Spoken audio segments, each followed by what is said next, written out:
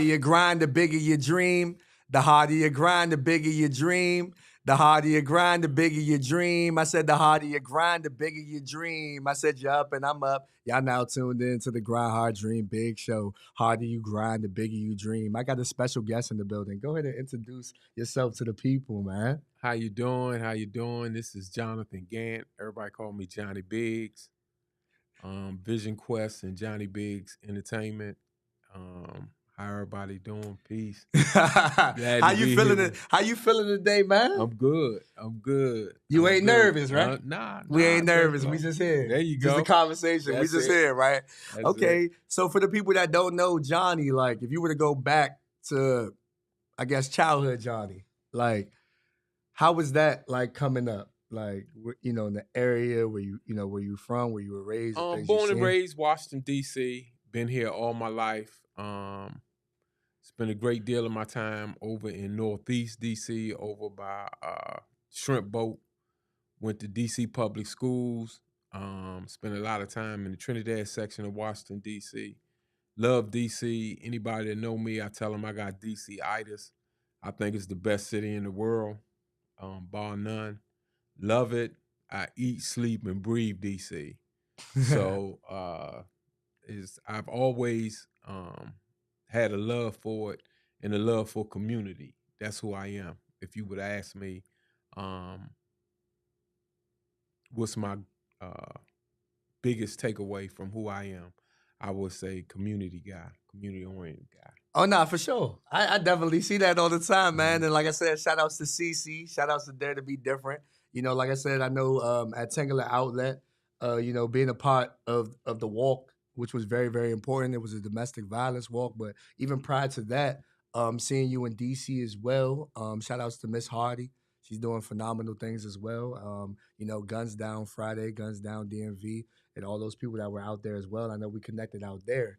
And you were just sharing, the things that you've done and what you wanted to accomplish. I said, you know what? That's a like-minded brother right there. You know what? I want to do the same thing too, or at least try to add value to the value, like, and be on this solution side. Because we have a lot of problems that we, hear about and constantly see. And a lot of people, grieve and things of that nature, which we're all human and we do.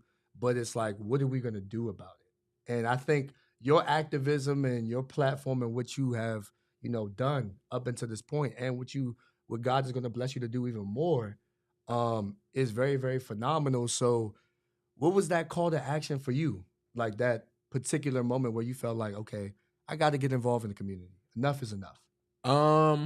It's ironic that you asked that, because I always, I relive that. It's when the little girl, Naya Washington, was killed in Southeast D.C. It kind of like did a lot to me. It kind of woke me up.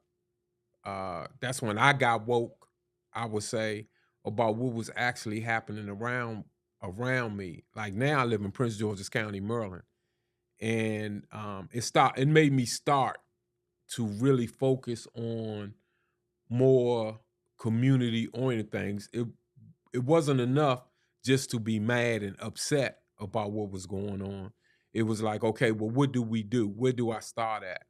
And like you said, I give shouts out to CC, Monet, Jawana Hardy, Kimberly Marshall, Sade Wright. Those were young ladies with boots on the ground organizations actually going out doing something in the community. And I think I kind of looked at myself as, since I lived in a nice home, had a decent job, all of those type of things, it made me figure out that it's more I should be doing. It's not like it's simply because what some people might look at it, well, I've attained a little bit of success. It was what can I do now? How can I parlay my success into doing something for the community? And that started it. For sure. No, I agree. Because like I said, I know that, you being a goal-oriented person, you're a very intentional person. You know what I'm saying? So like if this is weighing heavy on your heart, you're going to do it. You know what I'm saying? Like you were absolutely probably one of the biggest visionaries I know. Okay. You know what I'm saying? And I say that because it's like, if I got a vision, I'm going to put this thing together. It may take me like, 3, 4, 5 months, but best believe, baby, it's gonna come There, together, there you you go. know, There you and it's gonna go. come together and just your timing and how you do it. So your approach to things and how do you feel about the, like I said, I see you have some books here. Yeah, Um, yeah. I bought some books that I was gonna donate to you, to maybe some of your listeners and they might want to call. I'll pay for postage, however it go. But I think reading, one of the things that we talk about, that I talk about a lot, is reading. When we get into the gun violent segment part of this, I'll kind of elaborate more. But it's things that happen within the community that, when we see this gun violence, what we can do that will have an impact on how we change the environment. Um, One of my biggest pet peeves, what I tell people, or what I tell cats when I talk to them all the time, is numbers don't lie, people do. And the numbers is the numbers. We might not like the numbers, but if that's what the numbers is, that's what the numbers is. Now, what we can do is we can be intentional about changing those numbers. Now, um, 4 to 5 young men, with people of color, 4 to 5. If you can't read on a third grade level, you are 4 to 5 times more likely to end up in jail. mm, That's just the numbers. wow. And I've talked to educators, and they have told me in certain schools in Prince George's County, high school students, 77% of them are reading on a second grade level. So when we see this uptick in crime, that's a problem, but that is a fixable problem. So I have decided that every time I meet people or when I do interviews or whatever, I'm gonna bring some books along. And I ask people, do they know? I've asked my kids and I've asked other young people, do you know what the spark was to one of the sparks that really started the Civil War? And they'll talk about Abraham Lincoln, they'll talk about all these other things, but it was a book and it was called Uncle Tom's Cavern. And I'm gonna donate to this to one of your students or somebody else that's reading. And it deals with Harriet Beecher Stowe, and it talked about slave life, because you wouldn't believe, but it was a lot of people in the North at that particular time that didn't know about slavery or didn't know the atrocities of slavery.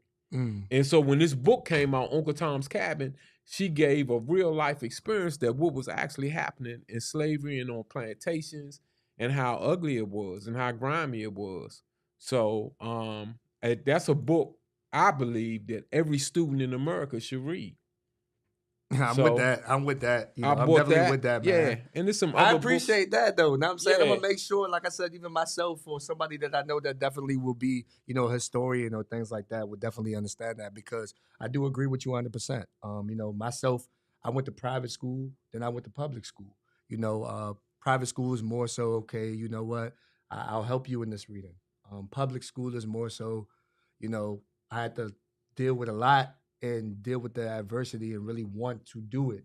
That willpower and having that guidance, like you were saying. So I think that, like you said, I do agree that, the reading level and the comprehension does have to enhance. And it is a fixable problem because, if we embed it and we push this thing and, hey, you know what? Hey, look, we all got the same book. Hey, we all gonna read chapter one and we do it together as a collective. Absolutely. It encourages the next person, even if they may not know how to read, that they would still be, interested in doing what they need to do. You know what I'm saying? So very, very wise and strong and definitely bold of you to do that as well. So what are some of those other issues? Because I know, like you said, gun violence, you know what I'm saying, and we'll get into that momentarily. But when we talk about community and just being like a neighbor to your neighbor, like what does that look like for one? And then why do you think us as a people in the collective, like, why do you think we struggle with that? You know what I'm saying? Um, Because that's interesting to me. Right, right. I think it's generational. If you ask me, I think it's I think it's people have gotten used to in certain neighborhoods. You go in certain neighborhoods, once they put the garage in, it's kind of simple. I like to keep things Peter Rabbit simple. Once they put that garage in, and people can just drive right up to their garage and walk in the house, they might spend a few minutes at the mailbox. But it's no more walking to your door, walking down the street, you park, you walk. That way you get to meet your neighbors. Now people just drive up to their garage. And then in other parts of the community, when you start dealing with low income community, a lot of things that a lot of people deal with are more distractions, and they don't have that sense of community. Everybody has become, not everybody, but a lot of people have become so narcissistic in nature. It's me, me, me, me, me, me, me, me. Right. And so it's okay, I'm gonna get the bag, and it's me, me, me. And they kind of like shy away from doing things that's real community oriented. For sure. No, I agree with you. And I mean, I know you got this Juneteenth shirt on, man. And, shout outs to that activism as well. This notion of grind nation. I've always was um really fascinated with it. Know what I'm saying? Like Right, grind right. nation, like what made you, like I said, because it's not only a hashtag, but obviously it's a movement and it's something that you definitely take a lot of pride in. Know what I'm saying? So like what was the birth of it? Know what I'm saying? You nurturing it as a baby and it, evolving before our very eyes. What was the inspiration behind Grind Nation? Grind Nation really basically came from it's everything. Well, let me say this: everything that I do is biblically based. It comes from the biblical perspective, and that's a part of reading. A lot of us don't read and try to get to understand things for ourselves. So when you read, I was telling some people I was facilitating a class at my church Wednesday, and we talked about that, and I was telling them a lot of people really didn't really recognize it. I said, well, God gave out the instructions for the first business plan. They was like, yeah. I was like, yeah, in Habakkuk. He say, see the vision, write it down and make it plain. That's a vision. I mean, that's a vision board. And so I birthed off of that. I started developing vision board workshops.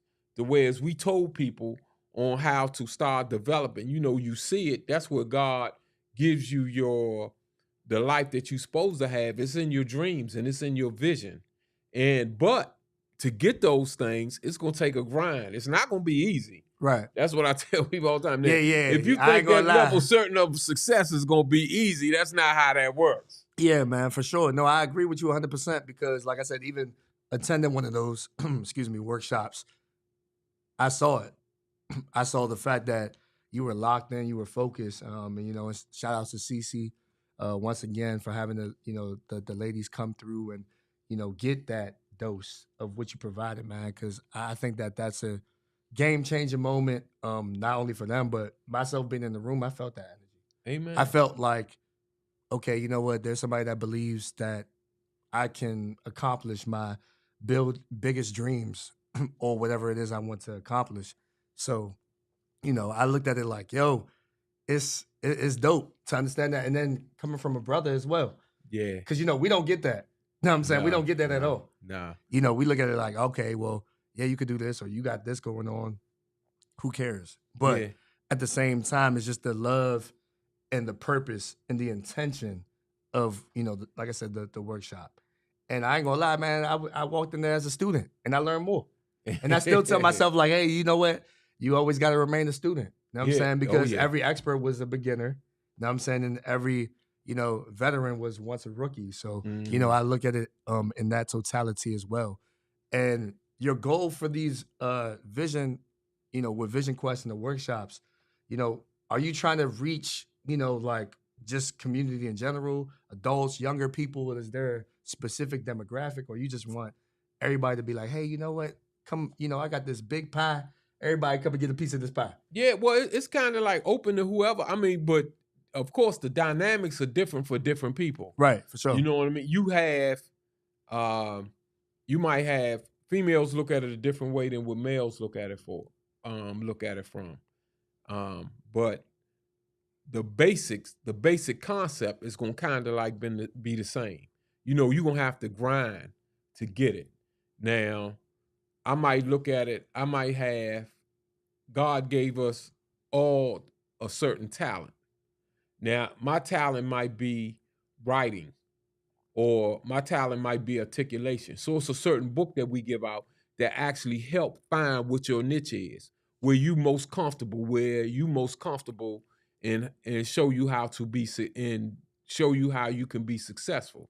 So we take that information and then we kind of like develop like a business work plan for you to where as you say, okay, well, if I take this, if I do this, and you do these steps, and you commit to the process, because at the end of the day, the process is the process. For sure. You know what I mean? So you work that process, and we try to give you tools to help you to develop that certain thing that you do, that you grow in. Remember, Jesus, when he talked about the parable, he gave one guy 4 talents, he gave one guy 3 talents, he gave one guy 2 talents, and he gave another guy 1 talent. His expectation is that you were going to grow them talents. Okay, sure. and then when he came back, this one guy said, okay, you gave me 4, but master, now I got 8. You gave me 3, I got 6. And he was telling all of them, well done, thou good and faithful servant. God has given you a few things, but now I'll make you rulers over many. His beef was the one he gave 1 to that just took it and buried it. Right. That's not God's plan for your life. Like that's what I'm saying. And it's like, I think, us as people, we get derailed by that. You know what I'm saying? We don't absolutely. know. And then it's like, yo, we go through, the trial, tribulation, you know what I'm saying? All of this, hardships and things like that. And it's like, things that we unlearn and then things that we learn. So our environment is very, very important.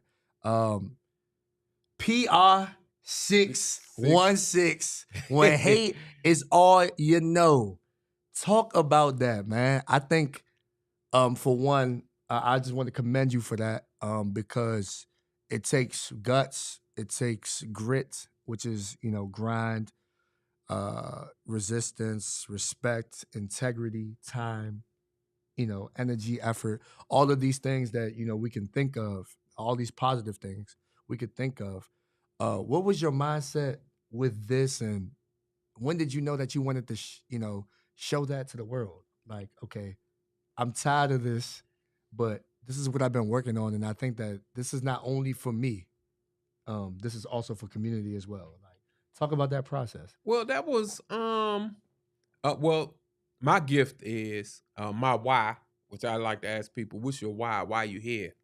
You know what I mean? God just didn't put you here just to breathe. He put you here for a reason and a purpose. So what's your why? And then once you really know your why, you can kind of like develop different avenues to fix it. Like my why is, and my gift of articulation is, it gave me the opportunity to write. I like to write. I like to read, so I like to write. So I started reading, and so I wrote in a couple of screenplays, but then I wrote one for the movie. I wrote a movie screenplay. And I say, okay, well, how can I reach people? As you said, art and entertainment is an avenue. It's a resource to be able to reach people. So I wrote this screenplay, and I took a scripture from the Bible. He had inspired me. He had kind of like opened the door for me and gave me this inspiration. So PR 616 actually stands for Proverbs 6:16. These 6 things does the Lord hate. The 7th is an abomination. And it goes through these different things on what God is, what he actually hates. A lot of us in society, we talk about what we hate, but there's certain things that God hates. And so he talks about a lot of these characteristics. So we wrote the screenplay, we developed the story from it, except for we made it urban and contemporary. We went to the neighborhood, grabbed some scenarios, and then we reached out and we actually talked to some people. And I said that we wanted to do all original actors and all original musics. God put you right in my path. He put another artist right in my path. All the music is original. All the actors is original. We put the story together. We had people to come in, filmmakers that actually come in and do the filming, and everything else kind of like worked itself out. Yeah. They didn't believe in us. God did. Yeah. Nah, I agree. I agree 100%. Nah, because like I said, I was blessed to be a part of that. I think it was more so for me. I looked at how how I could add value to it. That event, that walk that Sierra had, we were there, we were talking about how how we could add value to the situation, two, how we could, make things better and just being who we needed and being present. I told you that I had music, we did that, and we collaborated and made sure that, we put it all together. So I just think that now, you know, it was go time. You sat there and Yeah. told me like, all right, man, hey, cool. I'm gonna look forward to that email. I sent like 2, 3 songs over. You was like, man, it's perfect. Like, yo, it's perfect. And I'm like, man, you know what, man? Those songs I made those years ago, but I didn't realize how, relevant that message was. You know what I'm saying? And he was like, man, you know what, man? Jay, people liking the music, man. Like they Loving nodding it. their head Loving it. and all Loving that. it. So I'm like, yo, like that's crazy, and how things are. So I just looked at it and I'm like, yo, like it's crazy. Like what? Like my music about to be in a film? Yeah. Like little old me? Part of the What? What you talking soundtrack. about? Yeah. Like, so Yeah. it's just like, for me, for you to, one, for, God to align us to do this work that's very, very essential. I think that is very, very important that one, we're able to do it, and then two, execute it, man. Because like I said, man, you sat there and told me, he was like, man, you know what? You sent me the music. Hey, Jay, I need you over here in 2 weeks. Said, say no more. I'm over there. Yeah. You know what I'm Yeah. saying? So it's just Yeah. like that Yeah. level of commitment and getting it done. Because like I said, you want to get it done. We got the momentum. Let's build this momentum. We ain't gonna stop. Right. So it Right. was just Right. that momentum for me. And like I said, the story itself, I'm not trying to spoil the film or anything like that because I'm not gonna do that. That's not me. You know what I'm saying? I want Yeah. everybody to understand how powerful this is, and I'm not saying that only because I'm a part of it, but I do feel like it's something truly that communities worldwide need to see, especially our area. Um, I say that because, like I said, we've seen so many stories, heard about the George Floyds, we hear about the Breonna Taylors, we hear about all of these situations, and it's like enough is enough. Yeah. Yeah. I'm tired. Like I'm tired every day. Where it's like, why are we doing this? In urban communities, in places that could look like home. It doesn't necessarily have to hit home to hit home. So I think that with this, it's like even if you don't do anything in the community or never even thought about doing something in the community, after you watch these 15 minutes, you're gonna want to do something. Yeah. You're gonna want to talk to a youngin. You're gonna want to talk to your neighbor. You're gonna want to feel like, where am I in this equation? Or if I've never was in this equation before, how do I get in this equation? Right. And I think Right. that's what you want people to Right, right. understand. And yeah, and I mean, it's ironic that you say that because when we did the premiere, everybody that had always seen it, they like, well, man, what can I do? How can I get involved? And that's kind of like what it was we were pushing. That's one of the things that we really wanted to resonate with people to where say, okay, I can be involved. I can do something. And like you said, first thing, every time somebody hear that song, and I said when I listen to it, and I'm telling y'all right now, it's gonna be a hit. Everybody listen to that song. I don't care where we were at, where we was at Panera Bread, whether I was when I was listening to the song on the set or wherever. Everybody get the bopping and everybody love it. It's gonna be a Sunday morning. It's gonna be a Saturday morning or early morning song that everybody's gonna love. But having said that, is once everybody see this movie and they make the decision, they say, well, how can I be involved? Well, what is it that I can do? Can I do this? Or how would that work? And that's kind of like what we were shooting for with the movie. Right, exactly. We wanted people to say, okay, man, well, it's something that I can do. Yeah, it is. It's something that we all can do. Because one person didn't create this problem, and it's going to be more. It's not going to be one person that's going to solve it. It's going to take a community effort. It's going to take law enforcement. It's going to take educators. It's going to take health care professionals. It's going to take, like I said, it's going to take everybody. It's going to take the church, the clergy. It's going to take the religious community. It's going to take the business community. It's going to take politicians. It's going to take everybody to bring it to the table. So basically what he's saying is everybody got to be all hands in, all hands on deck. You know what I'm saying? Like, that's basically what it is. You know what I'm saying? Because if we're not all hands on deck, then we're not going to be able to do what we need to do. So I think personally, like I said, it's a lot of, even with what goes on in our community, we sit back. There's people that sit back and just watch things. Yeah. There's people that, oh yeah, you know what? I'm on the solution side. Mm-hmm. And then there's people that's like, man, there's always going to be a problem. But at the same time, it's like, let's get active. Right. Let's get focused. Right. Let's really like lock in and really understand like, yo, it's a war going on inside and it's a war going on outside. Let's not talk about this war that's just only going on outside. It's a war going on inside too. So it's like, how could we be the neighbor to our neighbor, saying hello, Mm-hmm. a kind gesture. I see you. I appreciate you. Salute you. I see you, my brother. I see you, my Absolutely. sister. Like Absolutely. words of encouragement, because like I said, we don't know what goes through people's heads, Mm-hmm. and like I said, we don't know what people are going through. So that's why I always tell people, even when I do my videos and things like that, like to treat others how you want to be treated. Because if you want the love, show the love. If you want the respect, show the respect. Absolutely. And it's just like owning in on what means the world to you, or being that energy, being that vibe, and understanding your gift and your purpose and your biggest thing, your why.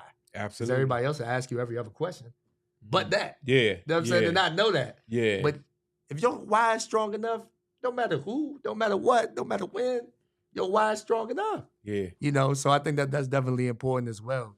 So I know that you are also advocating for people to have a voice in wanting to vote as well, right? Because being a part of the, you know, we've been parts of the problem, right? Like for me personally, I can be, transparent, as vulnerable as possible. I know, when Obama was in office, I was eligible to vote. You know what I'm saying? And, you know, I voted. Um, and there's power in voting, because what I realize is, okay, yeah, you vote, and then people are like, oh, well, nothing ever changes, this, that, and the third. But, going to these books and what you're saying, our ancestry, they fought for this moment for people to vote. They fought for this moment for people to, take a stand politically and do something. So it's just like we'll be doing them a disservice if we didn't vote. We'd be doing them a disservice for not paying attention or participating. Mm-hmm. So why is voting important to you, and why do you encourage other people to do the same? Because that's really the only way that we going in this society. That's really going to be the only way we evoke change. That's it. I mean, we need people that's going to say, okay, these kids reading on second and third grade levels is not enough and graduating from high school. I say that one of the worst pieces of legislation ever written was the No Child Left Behind. A lot of people don't realize. They say, well, okay, well, if my child is inadequate in these areas and this, that, and the other, um, they're gonna still pass them along. But they're not ready for society. They're not ready to be able to be a functionable citizen, for lack of a better word. So we need them to stay in school until we need teachers that's gonna make sure they learning and reading. And the only way we're gonna do that is if we vote. Now, in the county, a lot of people don't realize it, and I'll tell you, Prince George's County decides who sit in that governor's mansion. We do. It's either through our action or our inaction. But we decide who sit in that mansion. And if we don't vote, the most populous county in the DMV area or in the state of Maryland is Montgomery County. The last census say they had 1.4 million. I think ours is a little bit. I think ours is the last census said that we was like at 980 or 970,000. But a lot of people didn't participate in the census. That's another thing that we need to think about. But Montgomery County was voting at a 50 to 60% rate. We voting at a 20 to 30% rate. Yeah. So if So you if look at the we didn't, numbers, it's crazy, right? so Yeah, if it's we would crazy. the Hold up. numbers is the numbers. Right. So if we come out and we vote, so when the last governor of Maryland decided that he was going to cut funding, when he decided he was going to cut funding was the two counties and cities that he decided he was going to cut funding in Prince George's County, and he decided he was going to cut funding in Baltimore City and Baltimore County. Those are high populations of people of color. They are. So he cut funding for schooling for us. Right.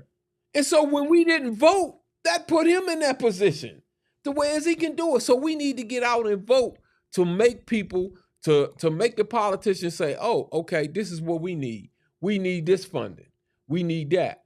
So when he decide that he's going to send all of this public school funding to all of these different places, we the ones that end up short. Right. So we don't need him up there in the governor's mansion. We need somebody that's going to be out there looking out for us. Right. No, We I do. agree. I agree with you 100%. Because, like I said, when I watch news and things like that, like for me, I always tell myself, like, okay, right is right, wrong is wrong. You know what I'm saying? Ain't no, but like, like I said, and then it's like with it, we tie into so much, emotions and things like that. But ladies and gentlemen, there's something that we all can do. So Absolute. we can't sit there and act like we can't do this That's or one. it's not, it's not possible. Absolute. That's one contribution.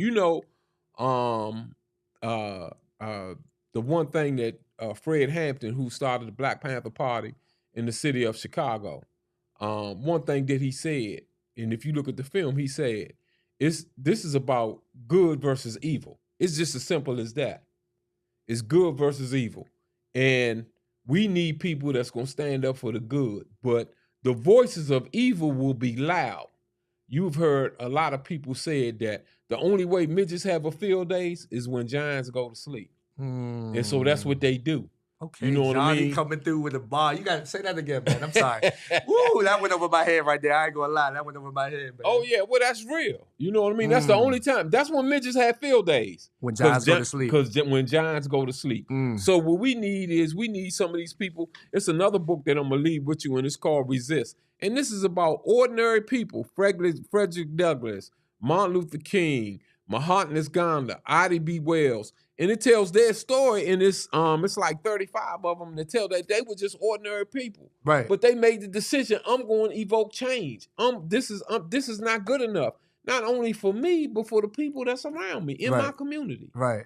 Nah, I agree. And that's what we need. Like I said, and that's why, for me, with the youth, you know what I'm saying? My heart with the youth. Reason being is because it's like, I was once that. Yeah. You know what I'm saying? I was once that. I didn't have, like I said, I didn't have all my boxes crossed, all my I's wasn't dotted, all my T's, things like that.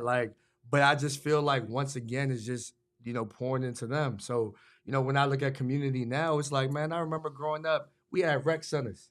Yeah. You know what I'm saying? And those places that were stationary, you go in there, you could get services, play sports, but hey, you could sit at the round table, get your homework done, things like that. And it's like, yo, that's missing right now. Yeah. Like, I don't see that right now. And it's like, when they sit there and say, man, the streets don't love you. And I'm like, okay, well, it's not the streets itself and the concrete. Yeah. We got to talk about the people and the humane as well. That's and what's right. going on and That's right. the resources and what's really presented to the kids. That's right. And was not only presented to the kids, but like other people as well. So it's just like, what's going on. And everything like that. So I just feel like we just got to continue to grind and continue to stay focused and stay diligent in what we're doing. Yeah. You know what I'm saying? So at the end of the day, it's like, what do you want to see for the area? Like when Right, it comes right. to resources and things like that. Because like I said, the things that you do with Vision Quest, you reading, like I said, this film that you have, things like that. What do you think can put or bring, or take the county or the area to the next level? Well, now I'm gonna tell you, I like to keep, Jay. I like to keep things Peter Rabbit simple. Okay. I tell people all that. I mean, things people will tell you right now that life is complicated. This is complicated. That's complicated. No. People complicate things. Okay. You know what I mean? I believe in Peter Rabbit simple. I was talking to my neighbor and he was like, "Man, they." How property value ain't rising like everybody else and they ain't doing that. I say, you know why our property rises, property value is not rising? He was like, well, Biggs, what you think? Well, yeah, why? I said, because our schools are not good. That's it.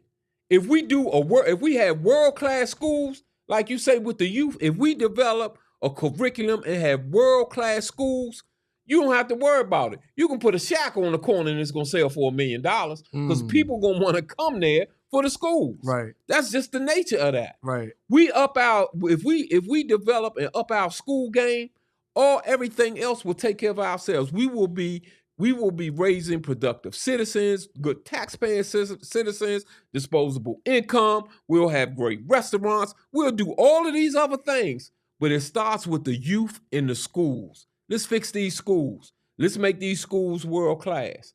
We got an initiative come out. What I propose to do in some of these hard hit areas where illiteracy is on a rampant decline, I want to put in little libraries. Those little book stand libraries. Yeah. I'm gonna put these on some of these corners in these areas. Yeah, for sure. And for these kids. Yeah. So when you come home, grab a book. Right, for sure. And of course, you're gonna have people say, well, man, they just gonna tear them down, this, that, and other. So what? Right. Nobody said none of this was gonna be easy. I ain't gonna lie, man. I wish that you would have said, like I said, the younger me, I would have been like, man, You know what I'm saying? Let me go ahead and pick this up. Because at the end of the day, I feel like, and it's crazy, right? Because I read more books after I graduated college than, you know what I'm saying, when I was going through it, Yeah, right? yeah, But I yeah. feel like it's like you get back to it. But hey, shout out to my professor, know what I'm saying, Dr. Thomas. That's my good guy, know what I'm Yeah, saying? my man. But he got me through college and everything. Because when I say that, it's like just the having the skill set, right? You've always had skill, but the willpower to see everything through. Right. As far as like obstacles, adversity, whatever you deal with. But I say that to say that you can never really stop learning.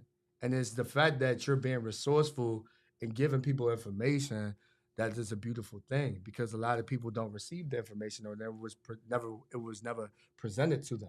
You know what I'm saying? I always tell myself like, the same respect that you have for a CEO, the big guy or Hmm. the big lady, have the same respect for the custodian or, you know what I'm saying? Like it should be like, classism is one within itself, but the same respect factor you should always carry.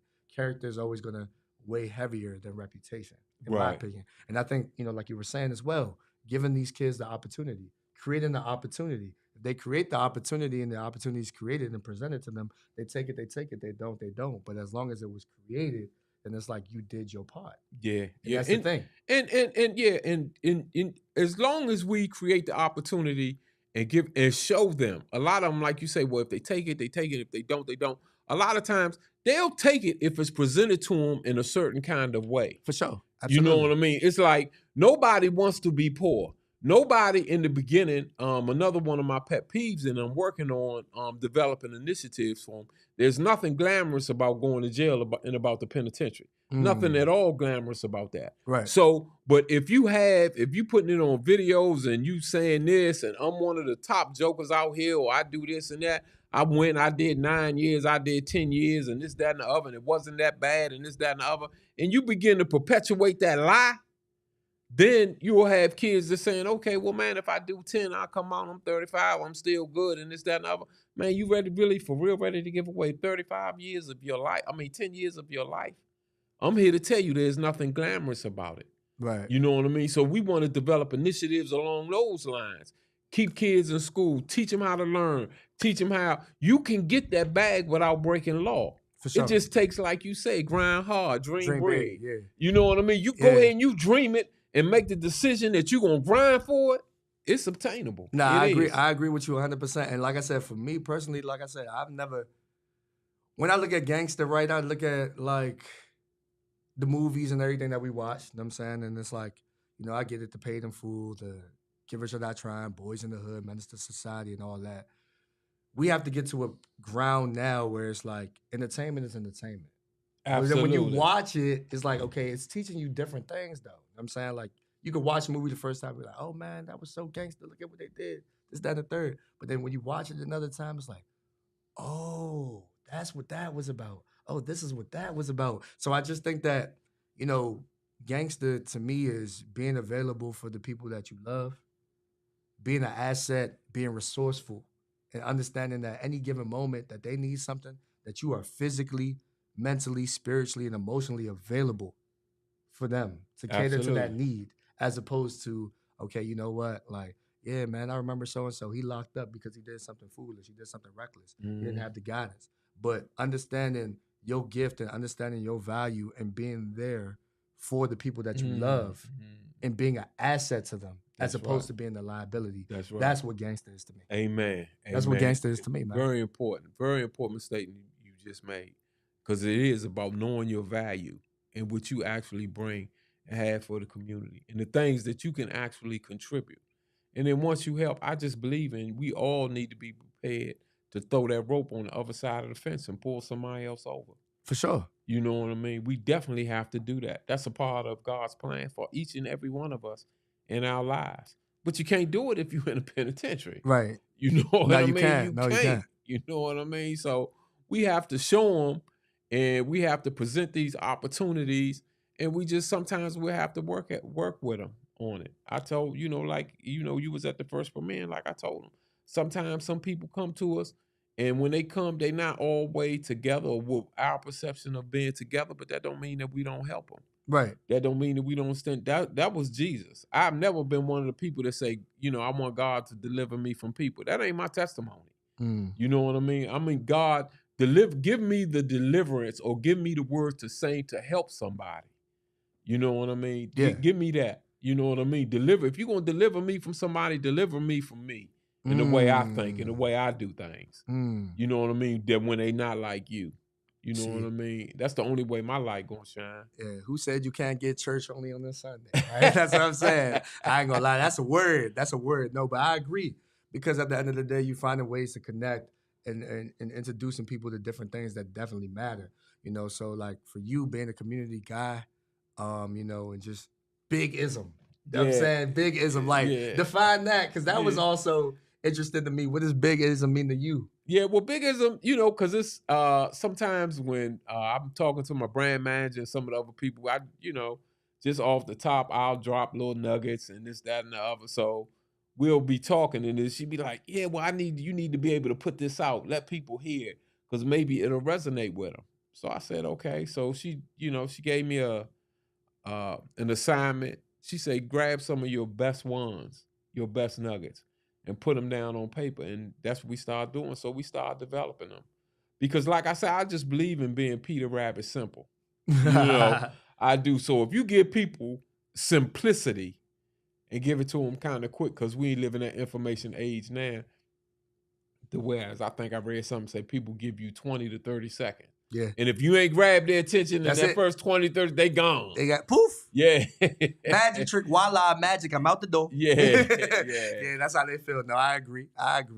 And it's just very, very interesting, man. So, like I said, man, so much wisdom, man.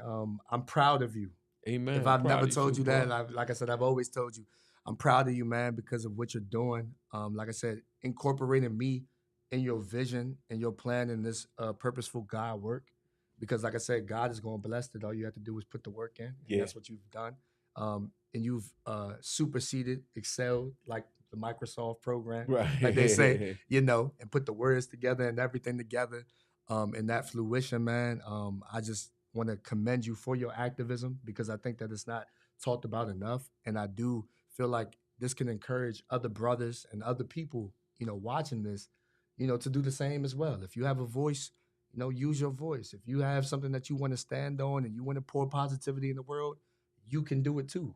And you're a living testimony through that, because you've been through a test before. Amen. Amen. You've been through a test before. So any motivation you would like to give to the people, anybody that's watching, you know, feeling down, feeling out, feeling lost, feeling confused. Yeah, well, yeah, yeah. Well, you know, one thing that you always got to remember: if God woke you up, you still got a shot. I heard J. Cole say one time, when you wake up in the mornings, you got a chance and a choice. You do. And I always say the only choice you got is the chance that God has given you. Yeah. You know, so you go ahead and you work it. You know what I mean? I am gonna tell you, I got a couple other books for you this was one of the ones I read when I was young. Their eyes were watching God, and very good, very awesome book. Even Alice Walker, she read it. Oprah Winfrey talks about it a lot. And this is another one I have that I'm gonna actually live with. Letters of to an incarcerated man, for somebody that's incarcerated, and it's some letters in there, guys talking about being incarcerated and the things that they went through. I'm gonna leave that with you. And then this another one's winning the battle over self. And that's the thing. It's always a war going on within on your inner beings. And it gives you the opportunity to say, okay, that you're not in this alone. Everything happens to all of us. Life happens to everybody, but it's what you decide to do with it and how you decide to look at it. The one story that I told my wife and I was telling people, and we were talking about how difficult things was getting and how hard things was getting. And then I was like, well, you know, you got to stick to the process. The process is difficulties is going to come along. And I say, you know, if you look at the life of a lion is not even the biggest cat. The tiger, most size of a lion. Right. The elephant and all of these other things are much bigger than the lion.